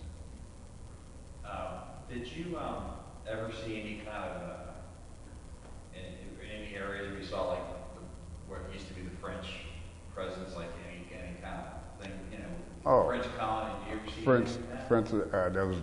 They had, well, there was little steeples. They had these little things that they were I guess they were Vietnamese type, but it had that. I guess the French must have taught them because they were speaking. Some people could speak French, and they had different little things. But even the French lost in Vietnam, so they went there and got beat up. That's when America went over there and got. Well, we didn't get beat up, but we got beat up. I'm just, I laugh now because I feel comfortable about what I did, and I'm not ashamed of it. I'm just, right now I'm still suffering from it because I can't just drop it.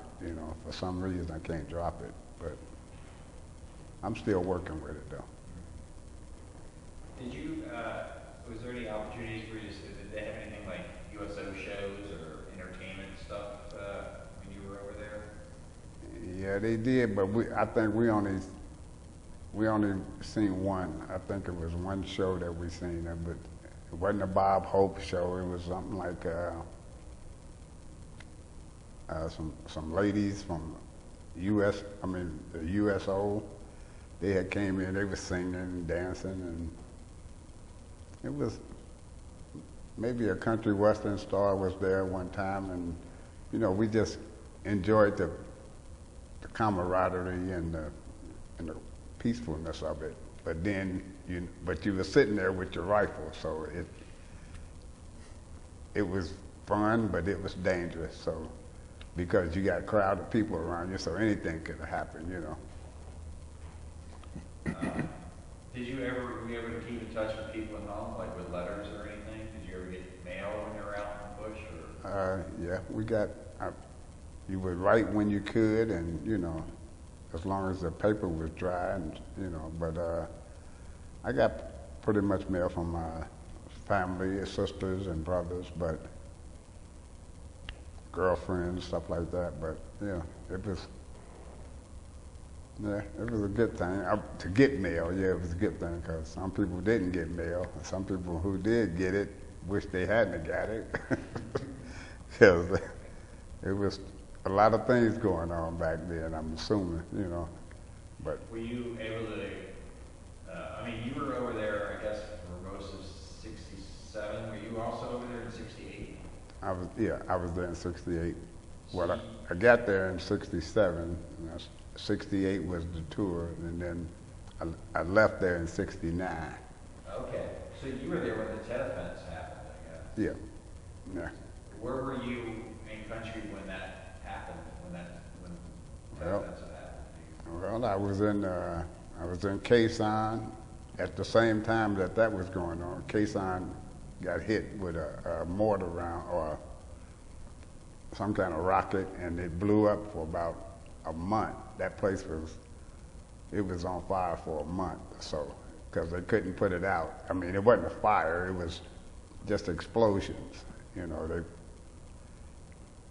they hit an ammo dump and it kept going. It kept going. I mean, they would stop flights from coming in and out because at Quezon they had their own helipad and everything. Everything was shipped out of there.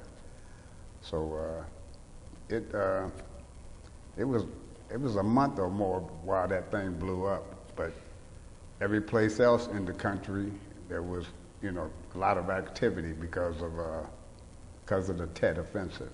Yeah. And we faced a lot of troops then at that time, different areas, but still in the I Corps. We was up on the northern end. I was wondering, did you, I mean, you were also over there when a lot of stuff was happening in the U.S., like, Johnson deciding not to run for re-election, and Kennedy being shot, and Martin Luther King being shot. Right. You were hearing all that stuff in Vietnam, I guess. Right, and I was, and I commented on that here recently. I wrote when I got back. I wrote my congressmen or senators or whoever they are, which I have never done. So I was writing to them about, you know, the adverse treatment that we were getting when we came back home. So I never did mail the letter because of the reason that I know we got a First Amendment right to speak our minds, but, you know, it was like I wanted to tell the world that, you know, war ain't what it is, and, you know, we shouldn't discriminate against anybody because this is a country of a lot of different people. So, and, you know, you're trying to, I'm fighting for these, I'm over here in Vietnam, I'm fighting for their democratic rights and, you know, liberties. And then I'm looking at the same fact that, hey, wait a minute, I don't get the same liberties when I can't go to this restaurant when I get home. That set me off, which I still think about it today, but I wrote these, well, I don't have them. I got them, but I don't have them. I can't show them to you now, but I was just trying to straighten myself out. Like, we need to just take life as it comes, you know, and realize we all are human and ain't nobody going nowhere. This is only one planet.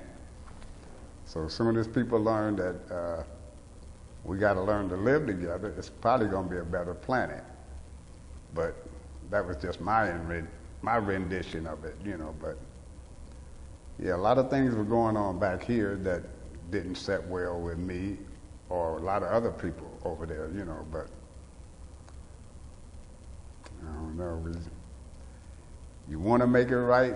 Like I said, I went to Vietnam to make it right for them people, and then I'm faced with the same problem. So, you know, I'm not mad at anybody about it, but I just want people to know that we can't just keep going on in this one-way fashion.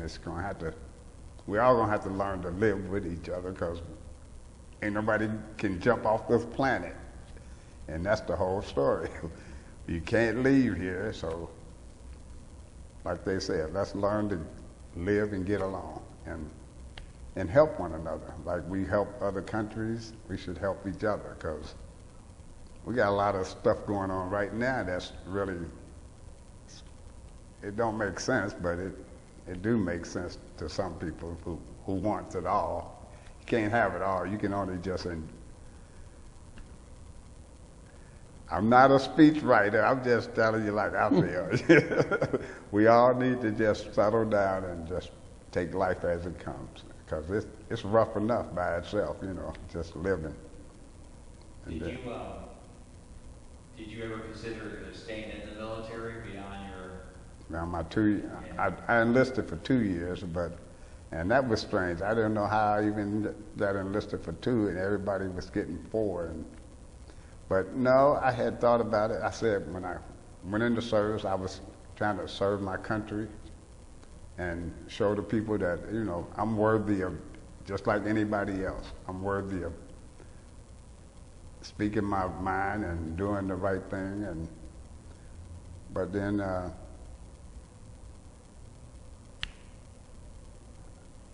don't know.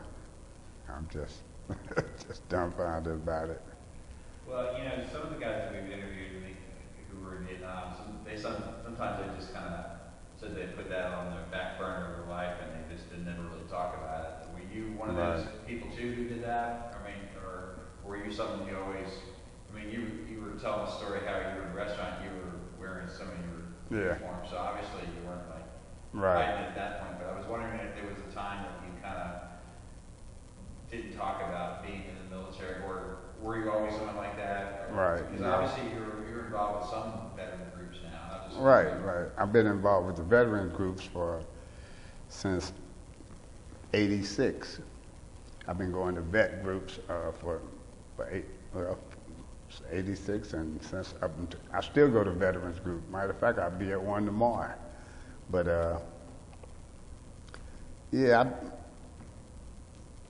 I thought about all those things, and I've seen what was going on, but all I was just wishing for was better for the country. I mean, that was it. I didn't want no special treatment, just like I didn't complain about the war when I was there, but I just did what I had to do. That's about it. Well, how did you start getting involved with the veteran group in the 80s? How did that come about? Well, I had went to the VA and tried to, and I was telling them that was something wrong with me, and I wasn't thinking right. I mean, I was thinking not irrational, but just, I knew something was wrong because I was getting angry for no reason, and I would argue with my family for no reason. I would shut myself in for I thought it was no reason, but come to find out it was PTSD. But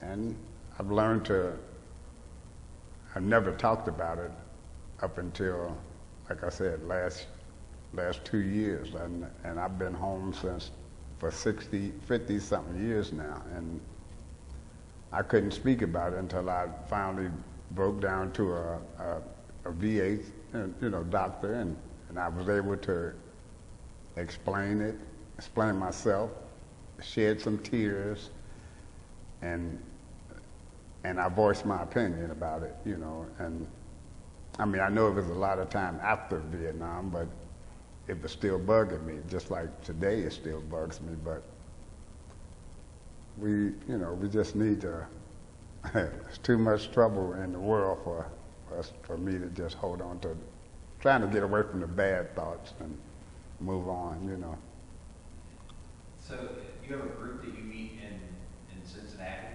Yes. Are they mostly Vietnam guys, or are they also guys? It's Korean vets, Vietnam, even Afghanistan soldiers, some of them are there.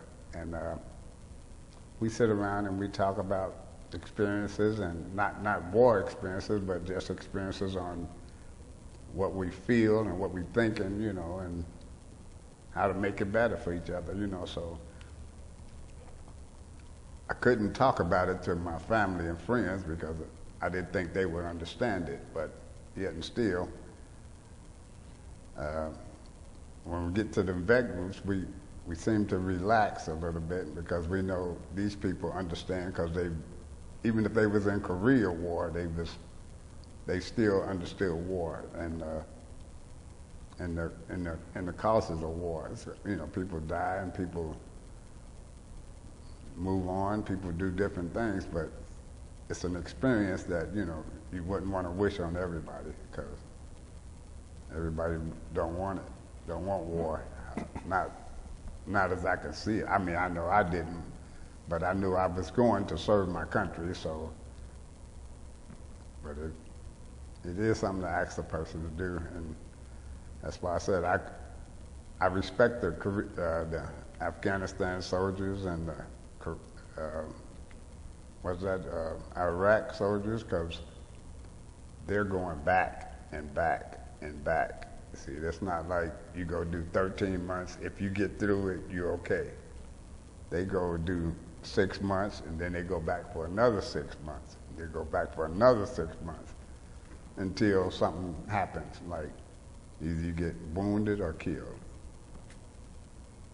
That's all war is, wounded or killed. And then people want to know about war, go to the VA and go up there and talk to some of them vets in the hospital. Half vets, broken vets. You know, it's a lot out here that people can do, but they're too busy functioning on negative. So. How often does your veteran group meet? How often you guys get together? We meet once a week.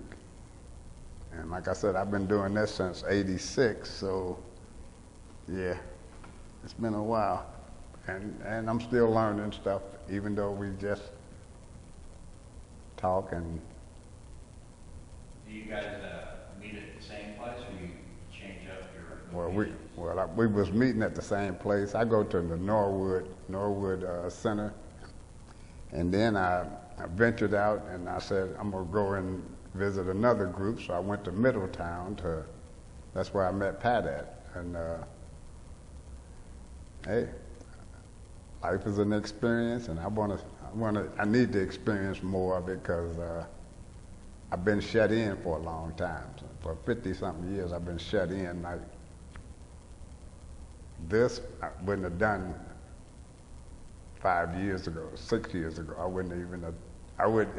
He had to call me about 6 times. I guess he was making sure I was coming. Pat said, "Hello." I'm like, okay. I know he wants me there. I'm going. I said, I'm going to get down there and see it. Well, I really appreciate you doing it. I appreciate being here. This is the first time I ever got a chance to, not to speak to the world, just to speak to anybody who would listen about war. It ain't fun. It ain't good for everybody. Well, thank you very much. Thank you. One thing that I haven't asked you about that you and I talked about is there was a period of time that you got into drinking and drugs, and you have rehabilitated yourself from that. Did you get into that because of your Vietnam experience? Right, because when I've left here in December, I never smoked marijuana. I've seen other people do it, but I wasn't into that kind of thing. And I don't know. It's just, the drinking thing. Did you get into marijuana over in Vietnam? Yeah, that's where I started at. And then after you got back, did you continue to do marijuana? Oh yeah, that was the only thing that I had. I mean, besides alcohol, back over in service, it was beer and liquor, you know. But right. I don't like being drunk, because there's nothing good about being drunk. Yeah. But marijuana, I wasn't to the point where I couldn't function or think. I was just calm. I was calm. And that's all I ever looked at it as. It's my resource of medication. Did you get into harder drugs? Yeah, here I did some coke and stuff like that, and then I've never wanted to be an addict, not even for money or none of these. You know how people love this and love that. But it all started with it all started in Vietnam, right? And I give you all the credit in the world for getting out of it and staying away from it. Yeah. Staying away from it. Oh yeah. So that's And that even gave me incentive to quit smoking. I used to smoke 2 packs of cigarettes a day, but when I got a chance to look around and say, hey, this is killing me just like them bullets are killing me. Yeah. They tried to kill me, but well, good. I was able to quit it. And that, I mean, that's all I'm just trying to spread is hope.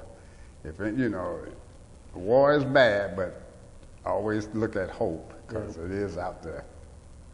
Well, I am thrilled that you gave us this interview. Hey, I'm glad. Thank I'm you glad for I your came. service. I really am. And thank you for this interview. Thank you. All right.